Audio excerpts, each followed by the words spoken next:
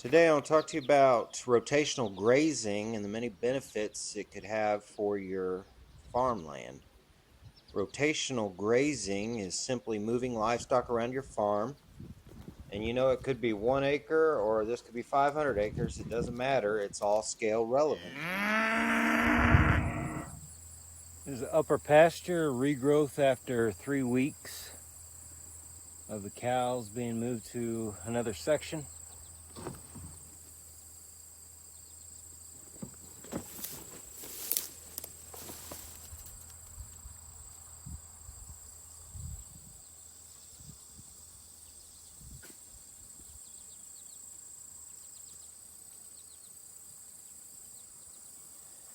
You're going to have a watering system thought out so your animals can get to water. Here's a diagram of something that could work for a paddock.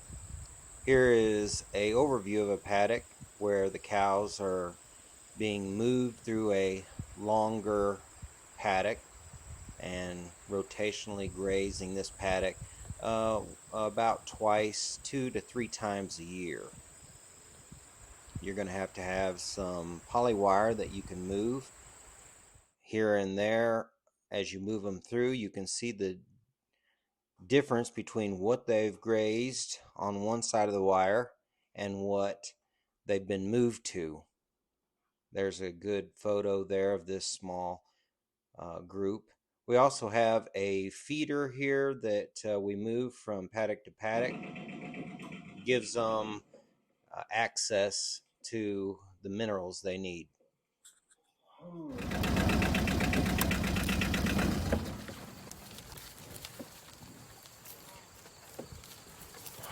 Just put some of these minerals out in the feeder. Free choice.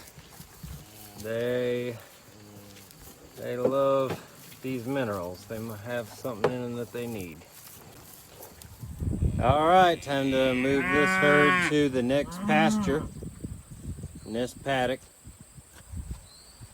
So getting ready to do this. We got the speed right hooked to the battery. The polywire. Gonna move another polywire on down.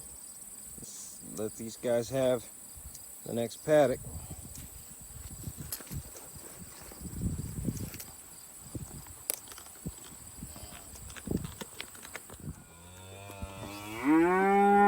Now I'm moving this wire.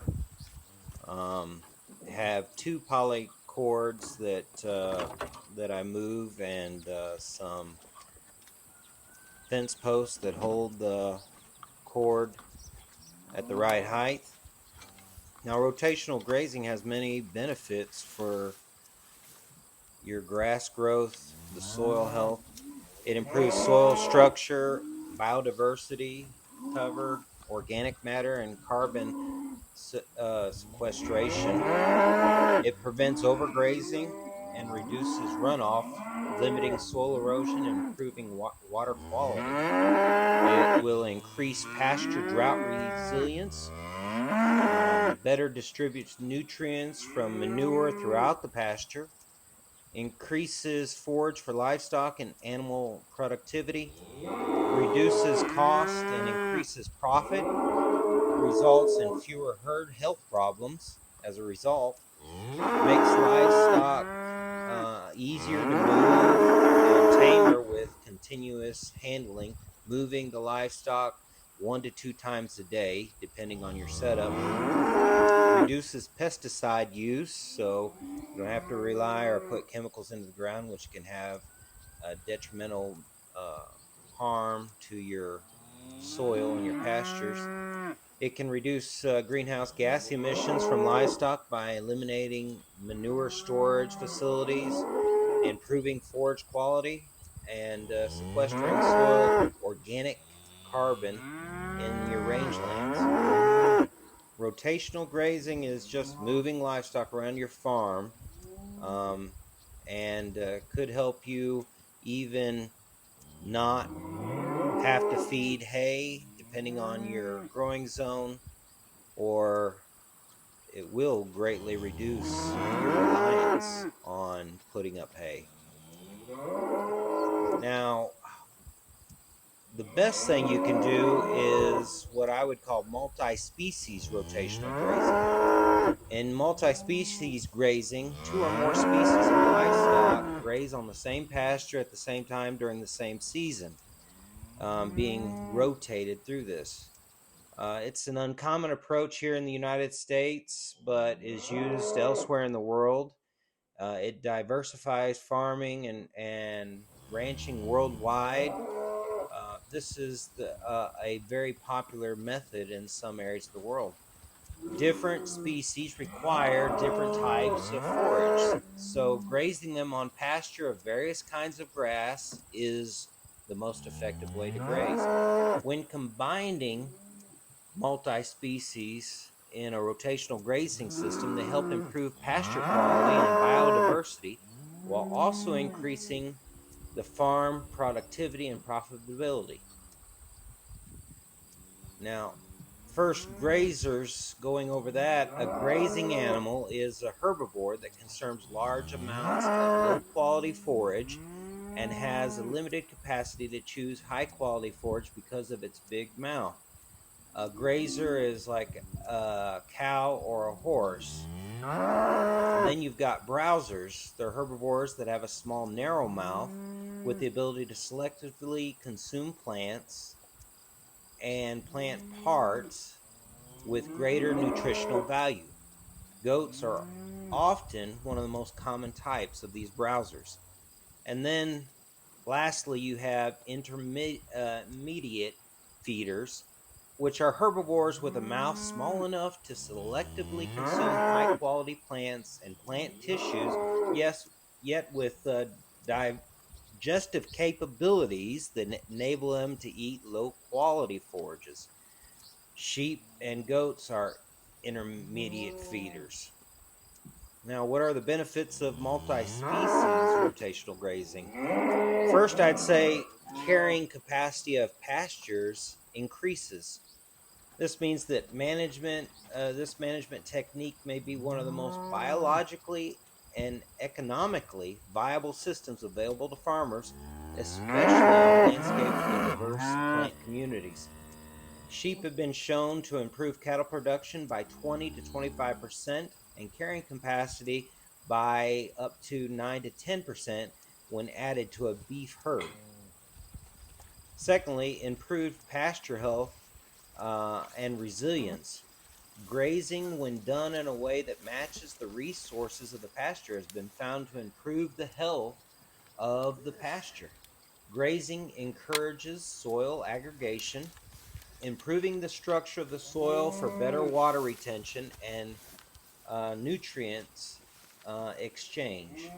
Grazing also replaces organic matter and human and rumen bacteria in the soil, which in turn enhances biodiversity, maintains and balances soil temperature, speeds up natural nutrient cycles, and minimizes soil disruption and compaction. The third benefit that I would say would be vegetation management. Farm grassland can be grazed with species suited to the plants growing there. This is a way to minimize any one species control of an area. To target grazed weeds, and that allows plants that are palatable to livestock enough time to rest and recover. Pasture managers must first understand the growing habits of weeds and desirable plant species. Grazing managers may change the environment to a farm to a healthy, varied, high-quality pasture by knowing how plants respond to grazing and controlling when grazing happens. Fourthly, I would say reduced parasite population is a benefit. Parasite control is one of the most significant advantages of multi-species grazing because some parasites are incompatible with cattle. They will die once cattle consume the parasite larvae, such as the barber pole worm. The incompatibility of parasite larvae between species makes it possible for cattle to be grazed after or with small livestock like sheep and goats to reduce larva infection rates. In order to manage parasites, you must maintain the height of the forage. You may effectively reduce infection by allowing cows to graze on the top of the grass and move them before they eat too deeply. The paddocks must also have a long enough rest period between grazing. This is beneficial for pasture health and allows time for parasites to die before being consumed by a grazing animal. And lastly, I'd say benefit is predator control, which is often overlooked. If you have a major predator problem on your farm, multi species grazing may be beneficial. Small poultry, such as chickens, can be free range with larger animals that deter predators such as hawks. Grazing sheep and goats together may also keep bigger predators at bay. Raising animals together from a young age can help with predator control through multi species grazing. When multi species grazing is done properly, the animals will form bonds and help defend one another from dangers. Now, there's some things to consider for successful multi species grazing. And first is adequate fencing. As the old saying goes, fences should be horse high, bull strong, and pig tight. If you practice a multi species grazing system, consider the fencing needs of each type of animal. A one wire temporary electric fence can usually hold cattle.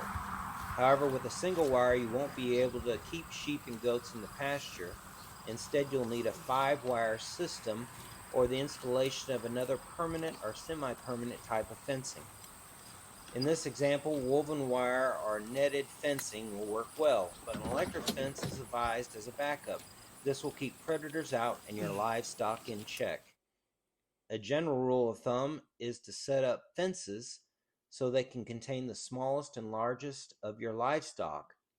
All other livestock fencing needs will be met when these two rules are in place. If you're grazing goats with another species, your fencing system will need to be created to keep the goats in. They're truly hard to keep in, they're escapologists. If your fence is goat proof, you have a good fence.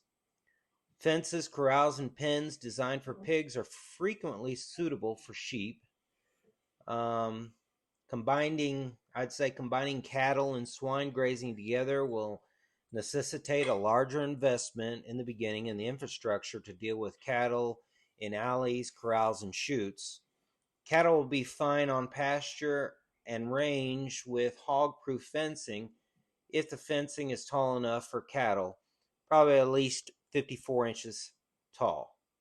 Another key issue to consider is ensuring that water sources are protected from hogs, damaging them and turning them into a wallow area. Secondly, you need to consider farm topography. Before you choose a multi species grazing system, consider the terrain of your land. Each species has its own preference for grassland. While goats and sheep can feed on rugged, rocky ground, cattle will do best on flatter or at least something that is up to a sloping hill type of ground.